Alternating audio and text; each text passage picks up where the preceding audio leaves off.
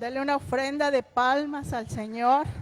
Merece toda la gloria, toda la honra. Déselo con ganas, de verdad que es hermoso saber. Nosotros podemos estar aquí porque Él nos amó. Y es maravilloso saber que el poderoso nombre de Jesús está en nuestras vidas viviendo a través del Espíritu Santo. Y eso es maravilloso. Tomen su lugar, por favor. Vamos a tomar un momento primeramente para orar, ponernos delante de Dios. Y después vamos a ver qué es lo que el Señor tiene para nosotros esta noche. Bendito, amado Dios, te damos tantas gracias, Señor, por tu bondad, por tu misericordia, por todo lo que tú nos has amado, Señor, te damos gracias. Tu nombre es grande y poderoso, Señor, y como cantamos apenas un momento, tu nombre es poderoso, majestuoso. Y reconocemos, Señor, que sin ti no podemos hacer nada. Así que en esta hora, Señor, nos presentamos delante tuyo, Señor, para escuchar tu palabra. Abre nuestra mente, nuestro corazón, para recibir, Señor, el mensaje tuyo, Señor. Y ayúdame a mí, Padre, que soy carne. Tú sabes que apenas, Señor, soy una vasija, Señor, que tú puedes usar, porque tú eres Espíritu Santo el que habitas en mí. En el nombre de Jesús te damos muchas gracias por este momento y por tu amor y misericordia para nosotros. Amén. Pues agradecemos mucho al Señor de verdad porque hace fresco. Yo no sé ustedes, pero a mí me encanta que esté fresco, que no tengamos tanto calor. Y pues saludamos a través de las redes sociales a nuestros pastores que nos permiten el privilegio de estar aquí compartiendo con ustedes lo que el Señor nos ha enseñado, porque nada de lo que nosotros venimos a compartir aquí ha sido de cosecha nuestra, ¿verdad? Sino que el Espíritu Santo nos va enseñando poco a poco cómo quiere que nosotros caminemos en el camino del Señor Jesucristo. Y bueno, el tema de hoy es un tema muy bonito. Dios el alfarero, así se llama el tema, Dios el alfarero. Y bueno, ya tan solo desde ahí podemos ver que Dios no nos quiere sentados y desocupados, viviendo una vida cristiana vacía, sino que nos quiere usar a cada uno de nosotros. Para ello necesita procesarnos para que nuestra obra sea correcta delante de Él, así como el alfarero para hacer una vasija útil, ¿verdad? Así que bueno, el alfarero nos ama, el alfarero hace esa vasija de nosotros de una manera amorosa y tierna. No es el alfarero que solamente hace por hacer, sino no lo hace por encargo, lo hace por amor. Entonces, desde ahí vamos a ir viendo este tema pensando en que todo lo que el Señor hace, lo hace por amor y con amor a nosotros. Así que bueno, quiero comenzar por comentar con ustedes que Dios no solamente nos quiere usar, sino nos quiere como líderes, usarnos como líderes en el área en el que nos ponga como líder. ¿Quién es un líder? Un líder tiene iniciativa, un líder no se queda sentado esperando que le digan qué hacer, sino toma la iniciativa para hacer cosas, ¿verdad? Siempre sujetos a la palabra de Dios, pero no nos quiere esperando. Tal vez hay cosas que nosotros en el área en el que nos toca estar podamos hacer algo. Y bueno, ahorita tengo de frente a mi hermana Julieta y me acuerdo, ella es buenísima con los alimentos y toma la iniciativa para decir, pues podemos hacer esto, podemos hacer lo otro, ¿verdad? Son iniciativas y eso es liderazgo. Entonces, cada uno de nosotros tiene dones que el Señor le dio y en esa área el Señor nos va moldeando y nos va trabajando para que nosotros podamos trabajar para Él.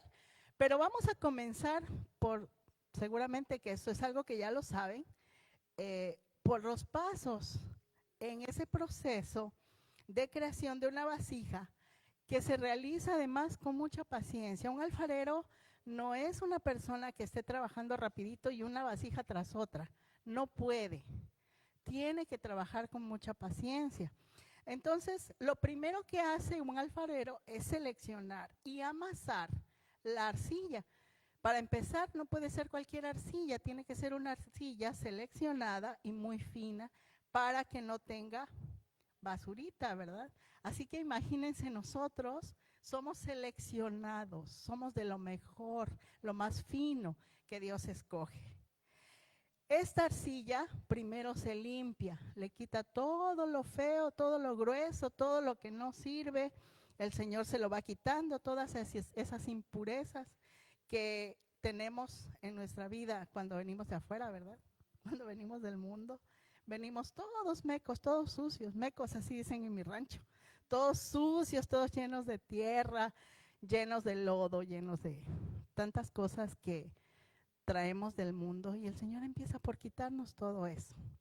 Después empieza el moldeado, y es difícil, ¿verdad? Porque el moldeado comienza en decirnos, esto no está bien, va para afuera, y empieza a moldear nuestro carácter, nuestras formas de hablar, nuestra forma de ser, incluso nuestra forma de hablar. Empezamos a cambiar nuestro vocabulario. Allá afuera hablábamos con ajos y cebollas, ¿verdad? Acá adentro el Señor nos quita el ajo y la cebolla para que tengamos un vocabulario nuevo. Así que bueno, después de que ya esa arcilla está siendo moldeada, después entra, ¿a qué creen? Al secado. ¿Y en qué creen que se seca? En un horno. Así que empieza el secado por ahí, en el horno, lentamente. Y el horno es fuego, y el fuego quema. Y en nuestra vida muchas veces pasamos circunstancias que parecen muy difíciles y muy duras, pero eso es el secado que necesitamos para que se empiece a fortalecer nuestra fe. Después sigue el esmaltado y ya empieza decoración, todo eso, ¿verdad? Empieza a ser decorada nuestra vida y ya empezamos a tener frutos diferentes, ya empezamos a cantarle al Señor, a orar, a ayunar, a buscar al Señor a través de su palabra.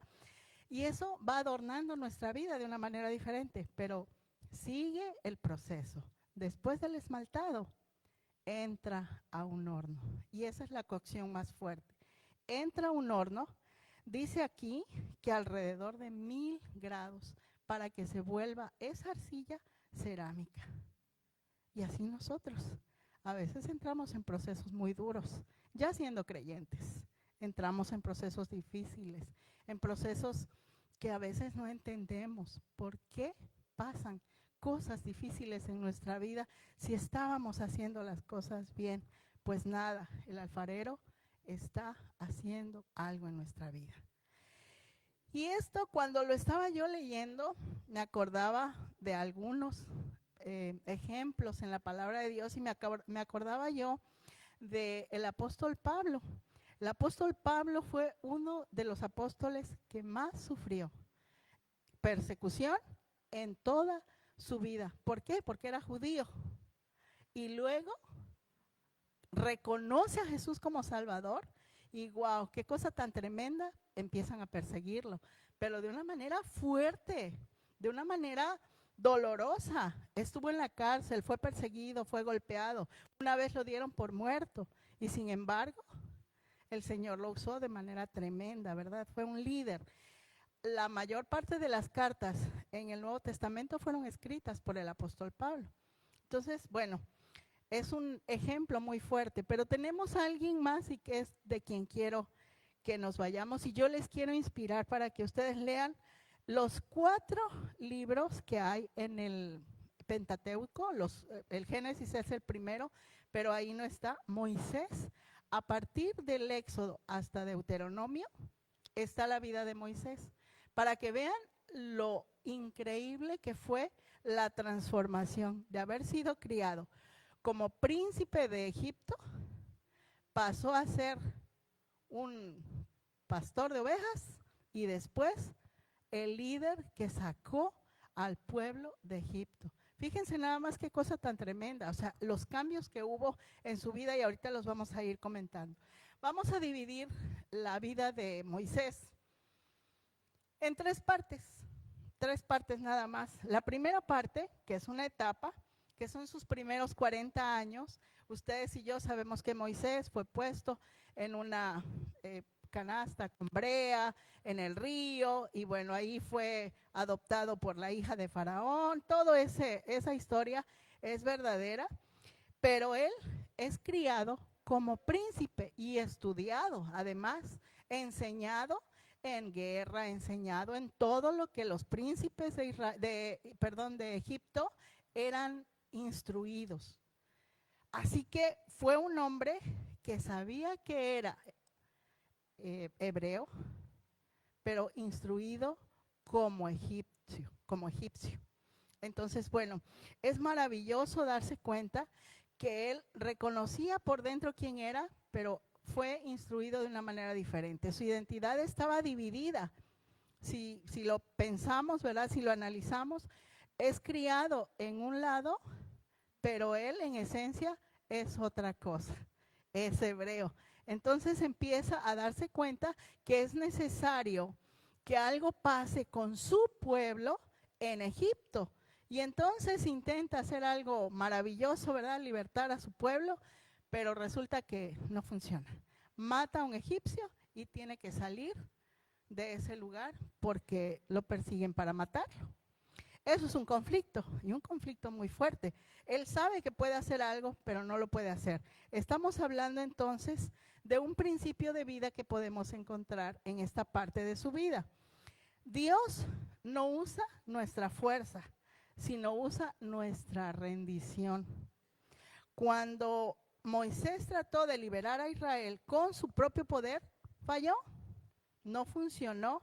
Entonces, el propósito era correcto, el tiempo era equivocado y los métodos también eran equivocados. Y aquí yo quisiera que ustedes y yo fuéramos a ver algunos versículos que nos van a ayudar a ver con claridad lo que Dios nos quiere enseñar a través de esos principios. Dice la palabra del Señor. Proverbios 3, 5 y 6. Fíate de Jehová de todo tu corazón y no te apoyes en tu propia prudencia. Reconócelo en todos tus caminos y Él enderezará tus veredas. Yo les aconsejo que esta palabra o estas palabras que vamos a estar presentando no se las pierdan. Si tienen manera de anotar, háganlo y léanlo en casa después, porque son principios de vida que nosotros necesitamos llevar a la práctica para que podamos hacer lo que el Señor nos quiere enseñar a través de la vida de Moisés, pero al mismo tiempo que nos demos cuenta cómo debe ser nuestra vida para poder ser moldeados y salir siendo una vasija como el Señor la quiere. Hay otra cita en Jeremías 10:23, dice: conozco, oh Jehová, que el hombre no es señor de su camino, ni del hombre que camina es el ordenar sus pasos. Era el tiempo equivocado.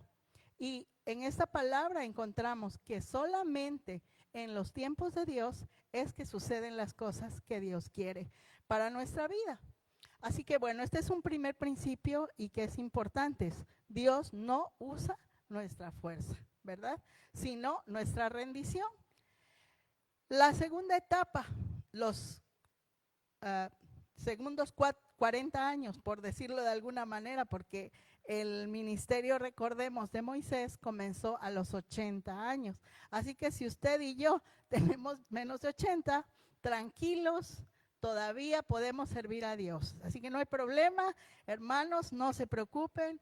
Yo, a partir de ese momento, yo dije, sí es cierto, Señor, si tú usaste a Moisés a los 80 y yo apenas voy en los 50 y pico, pues ahí voy, la llevo bien.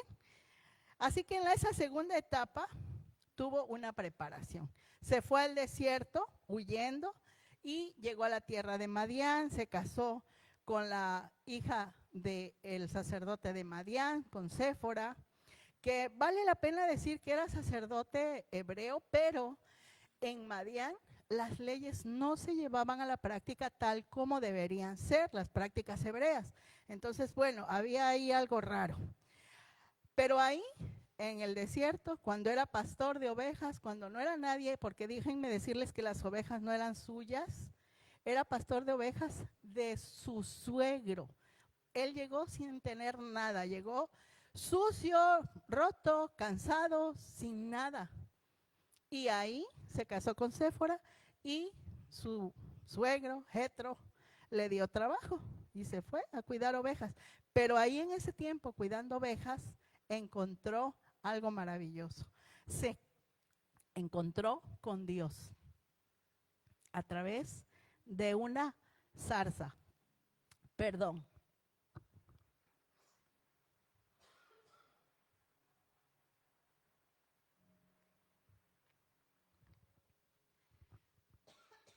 Creo que me falta un dulce. Pero bueno, si alguien trae un dulcecito, se lo voy a agradecer. Bueno, cuando nosotros nos encontramos con un Moisés que anda por ahí pastoreando las ovejas y nos encontramos, gracias hermano, muy amable, y nos encontramos con que la zarza empieza a arder. Cuando algo arde, se consume. Se va quemando, invariablemente así sucede, pero la zarza no se quemaba.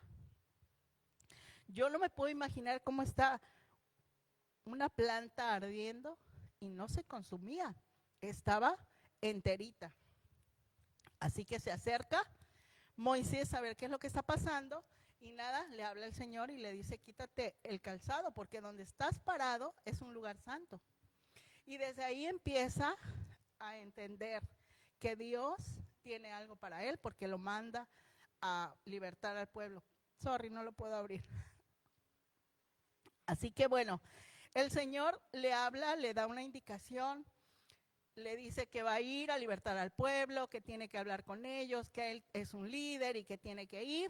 Y lo primero que le dice, pues es que yo no puedo hablar. Yo me imagino que hablaba medio así como yo, a las tartamudeadas, ¿verdad? Como que sí puedo, pero no puedo. O sea, yo tengo la capacidad, pero no hablo bonito. Entonces, le dijo el Señor, no te preocupes, tranquilo, todo bien. ¿Qué? Le dijo el Señor, no te preocupes, te voy a mandar a alguien, va a ir Aarón contigo, tranquilo. Bueno, sale. Pero Señor, voy a ir con la gente y no me van a creer. No te preocupes, traes una vara, sí, tírala.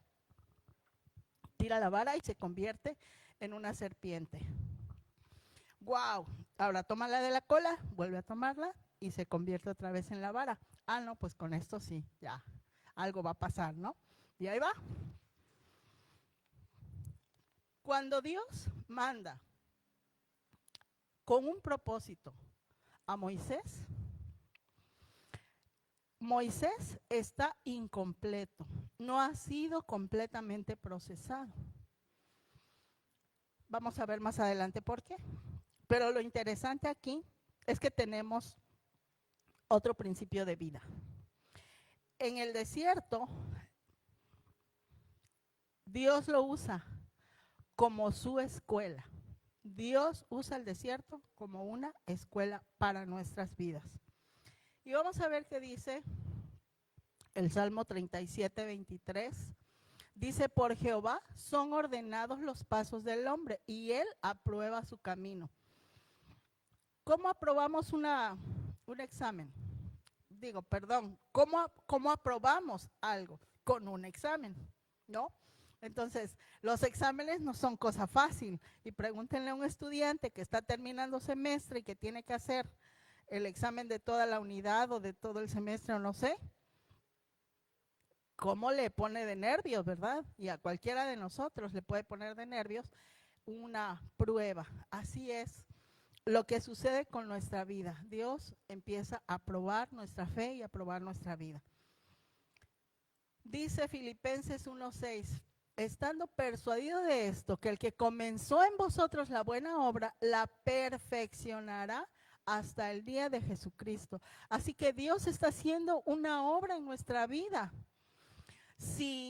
Fíjense lo que dice Pablo, dice, estando persuadido de esto, o sea, estoy seguro de lo que yo estoy diciendo, estoy convencido de que el que comenzó en ustedes y en mí la buena obra, la va a perfeccionar.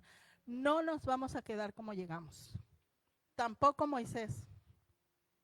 Moisés cuando fue enviado estaba de una manera, pero cuando fue a Faraón y cuando pasaron todos los milagros que pasaron, que fueron 10 plagas las que padeció Egipto, durante todo ese proceso de tiempo él tuvo que fortalecer su carácter. Ciertamente estaba Aarón con él, pero él era el que tenía que estar al frente. Él era el que tenía que ir a presentarse con Faraón. Él era el que tenía que ir con la gente para hablarle y convencerlas de que tenían que salir de Egipto. Entonces, hubo un proceso que tuvo que pasar invariablemente Moisés. Y la tercera etapa es el liderazgo de la liberación. Todo esto que nosotros estamos hablando lo preparó para que pudiera enfrentarse a todas las negativas de Faraón, de todas las cosas que vinieron después, porque además, déjenme decirles que no tan solo batalló con Faraón, batalló también con los chismes. El pueblo empezó a quejarse. Nos sacaste de allá y no tenemos agua. Nos sacaste de allá y ya nos chocamos de comer el mismo maná todos los días. Quejas y quejas y quejas del pueblo. Yo creo que en la casa de nosotros no hay quejas, pero allá sí había muchas quejas. Y vamos a ver que el Señor en esta escuela o en este proceso de liderazgo nos enseña que la intercesión y la obediencia son fundamentales. En este versículo dice Éxodo 19:5, ahora pues, si diereis oído a mi voz y guardareis mi pacto, vosotros seréis mi especial tesoro sobre todos los pueblos, porque mía es toda la tierra. Lo primero que Dios nos está pidiendo aquí es obediencia. Y eso fue lo que tuvo que aprender Moisés primero, obediencia. Y después, Efesios 6:18 dice, orando en todo tiempo, con toda oración y súplica en el Espíritu, y velando en ello con toda perseverancia y súplica por todos los santos. Dos cosas están aquí que son fundamentales. Tenemos que orar, sí, es importante. Cuando nosotros oramos en primera persona, hablamos con Dios y le decimos, Dios, bendíceme, ayúdame, mira que tengo problemas, que mi familia, mi. Pero también dice, velando en ello, con toda perseverancia y súplica por todos los santos. Nuestra oración no se puede limitar solamente a orar por mí, por mi familia. También tengo que orar por mis hermanos, por mis pastores.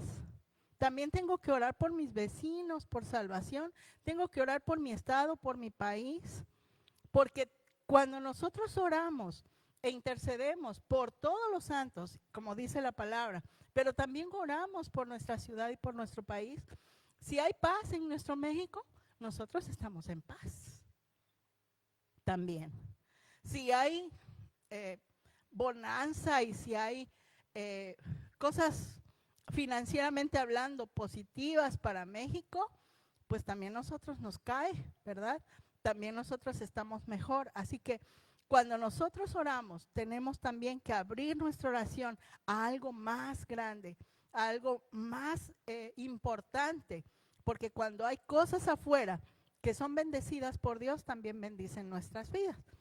Si nosotros tenemos unos vecinos que no conocen a Cristo, seguramente que van a poner la música bien fuerte, hablando de un ejemplo, ¿verdad? Música bien fuerte de Juan Gabriel, que a mí no me gusta, ¿verdad? Pero si yo oro por ellos y ellos se salvan, ya no van a poner a Juan Gabriel, ahora van a poner música que yo también disfruto, ¿verdad? Entonces, son las bendiciones que nosotros tenemos cuando también oramos por otros. Así que cuando nosotros vamos a orar, debemos ir así, a orar de esta manera: enséñame a hacer tu voluntad. Dice la palabra del Señor: porque tú eres mi Dios, tu buen espíritu me guíe a tierra de rectitud. Entonces, lo primero que tenemos que hacer es pedirle a Dios: enséñame, Señor. Enséñame cómo debo caminar, enséñame cómo debo orar, enséñame. Dice: tu buen espíritu me guíe. Y cada uno de nosotros vive con el Espíritu de Dios dentro de su vida. Así que esto es bien importante. Pero hay algo más a lo que yo quiero llevarles para que nosotros lleguemos al liderazgo que Dios quiere. No solamente es pasar el proceso del alfarero. Y bueno, ya fuimos procesados y demás. Hay algo más todavía cuando somos creyentes. Ya iba Moisés hacia Egipto y miren lo que pasó. Y aconteció en el camino que en una posada Jehová le salió al encuentro y quiso matarlo. Y esta primera frase, este primer versículo, me dejó una pregunta. ¿Por qué Dios primero envía a Moisés y luego lo busca para matarlo? ¿Por qué? ¿Cómo? No entiendo. Son 3 preguntas que encontré. La siguiente: entonces Séfora tomó un pedernal afilado y cortó el prepucio de su hijo y lo echó a sus pies, diciendo: a la verdad, tú me eres esposo de sangre. Y entonces me pregunto: ¿por qué Séfora cortó el prepucio de su hijo y lo echó a sus pies? ¿Qué pasó? ¿Cómo? No entiendo eso. Y en el último versículo dice: así le dejó luego ir, y ella dijo: esposo de sangre a causa de la circuncisión. Y la última pregunta es: ¿qué tiene que ver la circuncisión con ese viaje de Moisés hacia cumplir la voluntad de Dios, que era libertar al pueblo? Y bueno, la respuesta: Moisés había vivido en Madián, ¿verdad? Y se casó con Séfora, que era la hija del sacerdote de Madián. Pero yo les comenté que en Madián la voluntad de Dios, que era su palabra, que era la ley, no se cumplía a cabalidad. Estaban así como que lejecitos, ¿no? El pueblo que estaba batallando y estaba sufriendo estaba en Egipto. Y estos que estaban en Madián eran un remanente que había quedado. Entonces, la ley de Dios se cumplía así como que a medias, ¿no? Entonces, Moisés viene, se casa, fue instruido además por hebreos en Egipto, pero viene acá, se casa con Séfora, y Séfora era media hebrea. Digo media hebrea en el sentido de que no cumplía la ley de Dios a cabalidad. Entonces, seguramente no ha de haber querido que se cumpliera la voluntad de Dios en su familia, tal como debería ser. Pero Moisés sí sabía que tenía que hacerse. Tenían 2 hijos. ¿Por qué nada más cortó el prepucio de uno? Pues supongo que el otro ya estaba circuncidado. Así que nada más quedaba uno. ¿Qué estaba pasando? Moisés no era el líder que se esperaba que fuera en su casa. No tenía el suficiente carácter como para decir: no, Séfora, nosotros somos hebreos y como hebreos somos circuncidados. Así que a los 8 días debe ser circuncidado cada hijo. Y aquí está Génesis 17:12, dice: y de 8 días será circuncidado todo varón entre vosotros por vuestras generaciones, el nacido en casa y el comprado por dinero a cualquier extranjero que no fuere de tu linaje. O sea, había una ley que tenía que cumplirse en su casa. Entonces, cuando Moisés iba a cumplir una orden de Dios, Moisés traía pecado en su casa. El pecado era que su hijo no había sido circuncidado. Entonces esto lo entiende Séfora, lo circuncida de una manera pues seguramente muy dolorosa, pero dice: ahí está, el prepucio del hijo, ya cumplí. Así que Dios lo suelta, porque en ese momento se cumple la voluntad de Dios en la ley. ¿Qué es la circuncisión? Bueno, especialmente los varones saben de qué se trata, ¿verdad? La circuncisión es que cortar el prepucio del varón a los 8 días de nacido. Pero espiritualmente hablando, estar circuncidado es estar apartado o tener la señal de pacto sobre el cuerpo, en el caso de los hebreos. En el caso nuestro, estar circuncidado quiere decir que quitamos todo lo que nos hace igual al mundo para hacernos igual al pacto. ¿Qué es lo que quitamos? Es el pecado, son las malas palabras, son las cosas que Dios va quitando de nuestra vida. Pero lo hacemos voluntariamente, lo hacemos de todo nuestro corazón. Entonces, la circuncisión que el Señor busca de nosotros hoy es que se note en nuestra manera de ser y nuestra manera de vivir esta vida de reino a la que nosotros entramos cuando venimos a Cristo. No sé si me expliqué, yo espero que sí. Si quedan dudas, después platicamos. Pero bueno, cuando nosotros vemos que Dios enseña a través de su palabra que debe haber una transformación y una señal en el cuerpo, también nos enseña a través de este pasaje que no podemos ir a cumplir un liderazgo o una indicación de parte de Dios sin que hayamos sido completamente limpiados. Esto es, no podemos subirnos aquí y haber peleado antes con mi esposo. Yo no puedo venir a servir al Señor si yo tengo algo que pedirle perdón a mi esposo o a alguien con quien discutí. Mi vida debe estar limpia antes de yo poder subir aquí. Amén. Cuando nosotros servimos al Señor, aún en la cocina, como el ejemplo que puse, también nuestras manos deben estar limpias. Y no tan solo limpias físicamente, sino también nuestro espíritu, nuestro corazón, nuestra relación con los demás debe estar limpia. Para que nosotros podamos servir precisamente con toda limpieza y toda pureza, como debió servir Moisés. Entonces, yéndonos al alfarero, cuando Dios mete nuestra vida en esos 1000 grados centígrados para poder hacer nuestra vida como se me vino a la mente esas vajillas de Talavera. Yo no sé si a ustedes les gustan, pero son hermosas, decoradas con un azul maravilloso y preciosas. Solamente logran quedar así de hermosas cuando son procesadas y pasadas por fuego. Nuestra vida también. Así debe llegar a ser, como una cerámica hermosa que Dios hace a través de los procesos por los que nos hace pasar.